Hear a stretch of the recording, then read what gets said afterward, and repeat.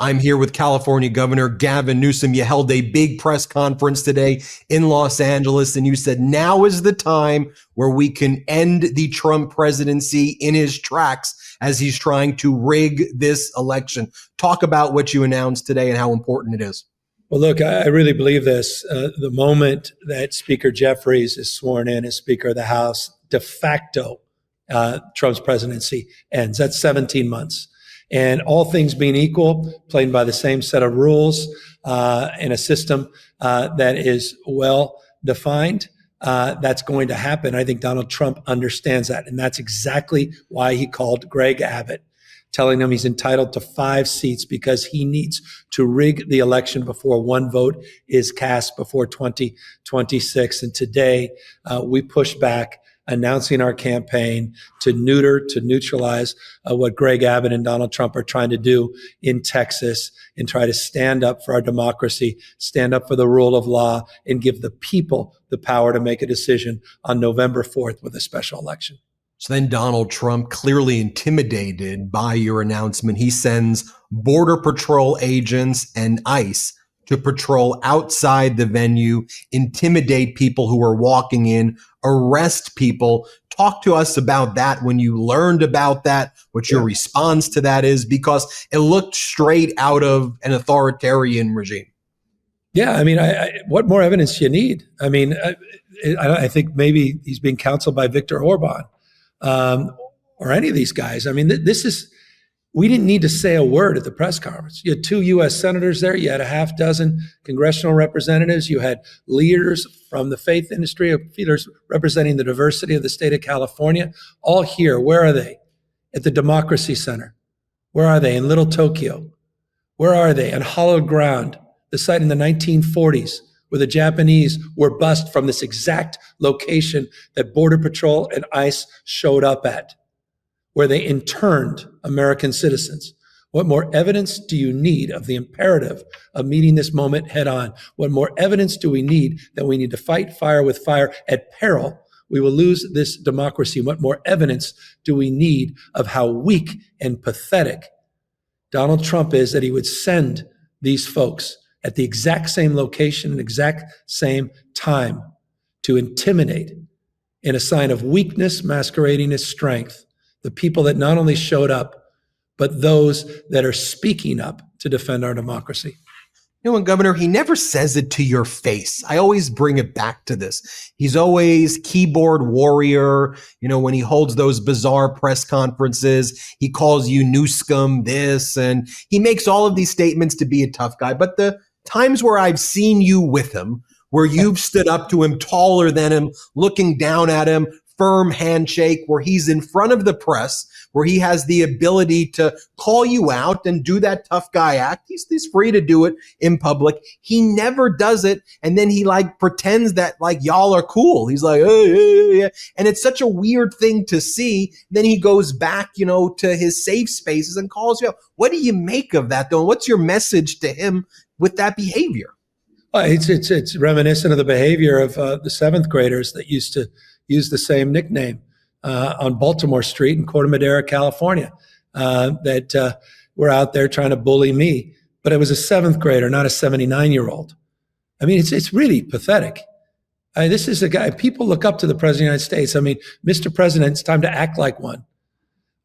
This is real life. It's not reality TV. And you got to model better behavior. But I think it's sad. And I think it's even worse than you just described. And I'll just give you a specific to that.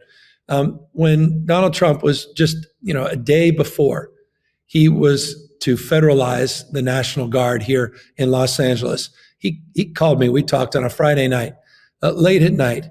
And all he wanted to brag about the Newsom thing. He said, it's pretty funny, isn't it? He goes, pretty original. I said, well, it's not original. There was this guy, Maurice, I can't remember his name, but he used to say the same thing. He goes, hey, what about my hats? What do you think? It's a pretty good brand, right? Mega. It's pretty good. I've sold hundreds of thousands. I mean, I'm like, are you serious? Are we seriously having this conversation when you're supposed to be reading me the riot act about keeping people safe in Los Angeles? You never once talked about the National Guard. You never wanted to talk about what happened in LA.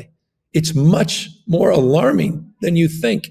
And that's why what is happening in plain sight, You need to see for your own eyes. We've got to pay attention. This guy is unhinged. He's getting weaker and weaker by the day. You saw that with the new inflation numbers that came out, the wholesale numbers that came out today. You're seeing that with an economy that's slowing down. You see that with the crony capitalism, where he's extracting and nationalizing businesses, socializing, dare I say, some of America's most iconic businesses, and doing 15% extractions. Ask NVIDIA how that feels.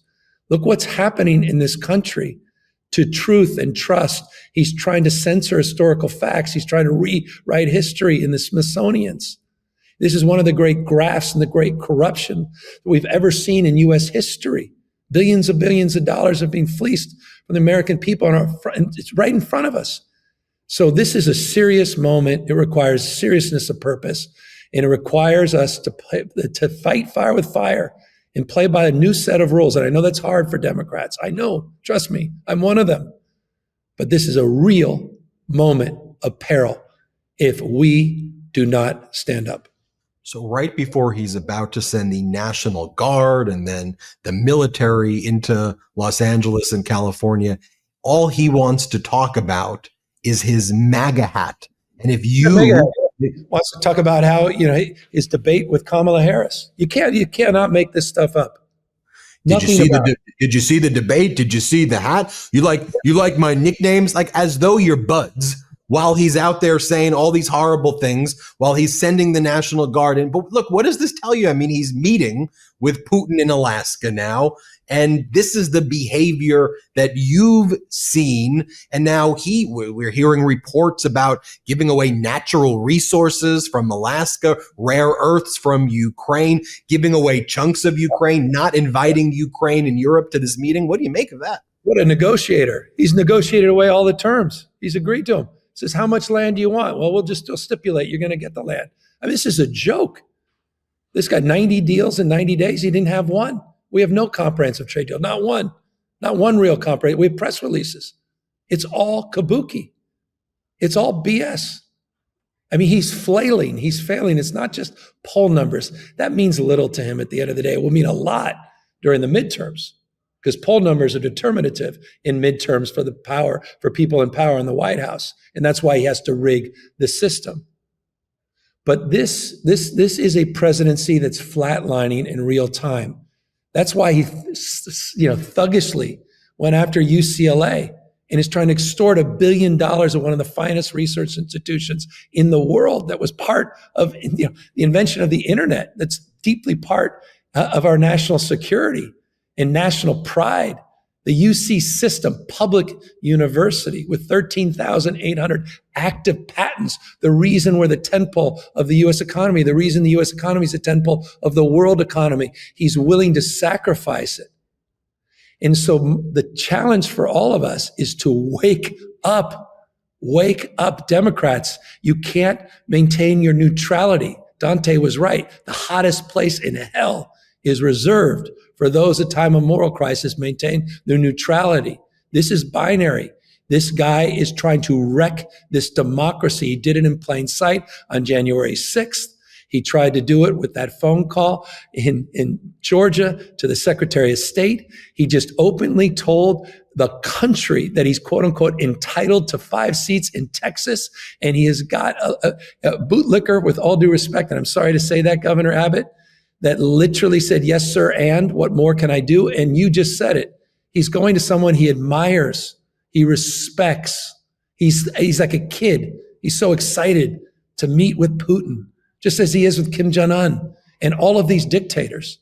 He attacks allies. He attacks freedom. He attacks principles that define the best of our democracy and our dominance since World War II. So this is a real moment to be held to a higher level of accountability. And that's why I pray people listening have the back of our legislature and the backs of our founding fathers and come back and vote on November 4th here in California. Saw at the press conference today and then the press conference you gave a few weeks back, you've been asked questions by members of corporate news. Why are you writing these social media messages in all caps? And why are you so aggressively mocking Donald Trump and his administration? I call them the regime. Why are you doing that? Does this give you the moral authority? Well, how could you do that? And I'm like, why are you asking this to Governor Newsom? Where have you been? What do you make of that when does that surprise you? That's the response, or what do you make of that? What an admission. Where have they been not asking Donald Trump this at every press conference?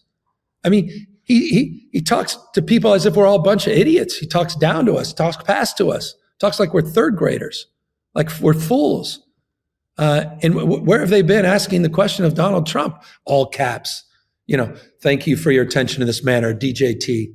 So we tried to raise a little awareness around that, tried to sort of take what he's doing and push it back in his direction. Now everyone's so offended. It's so unbecoming, Governor, of your position, but not the President of the United States that calls people nicknames, that's calling people, this is serious moment. It requires serious people, requires serious journalism. But look, this, they're scared to death because he'll cancel them. He'll stop some merger. There's so many things we don't even know that are happening behind the scenes.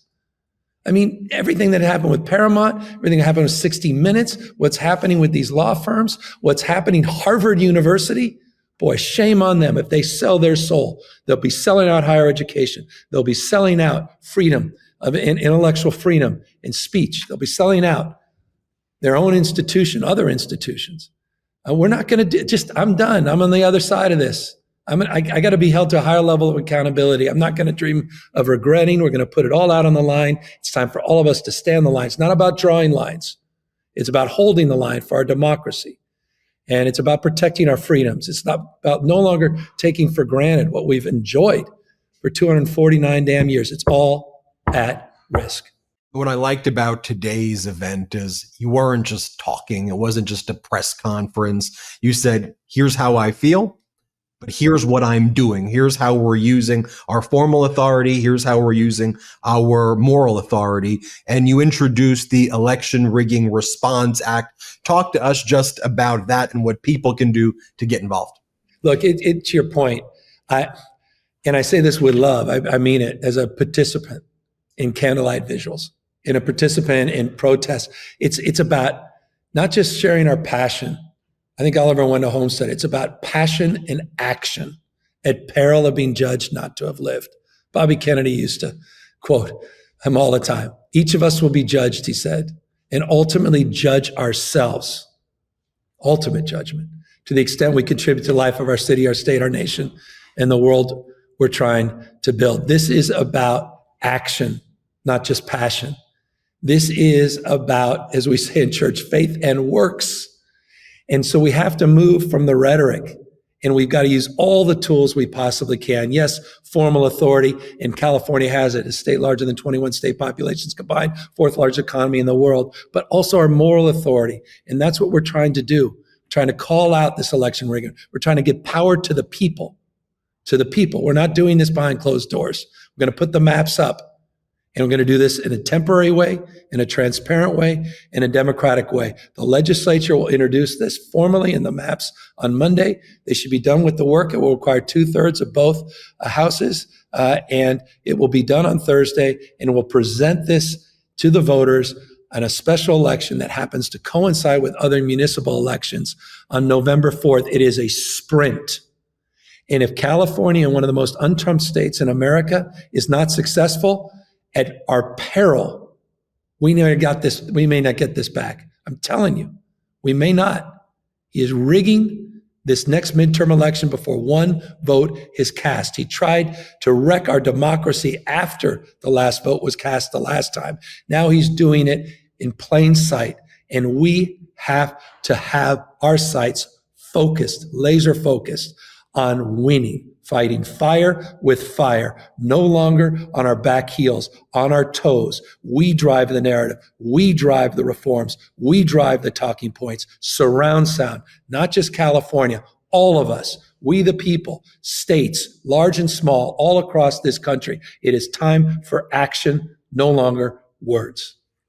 California Governor Gavin Newsom, thanks for joining us as always. Thanks for having me. Thank you, everybody. Everybody hit subscribe. Let's get to 6 million subscribers. The truth is more important than ever. Check out our new Truth Over Lies collection at store.MeidasTouch.com. All 100% USA union made.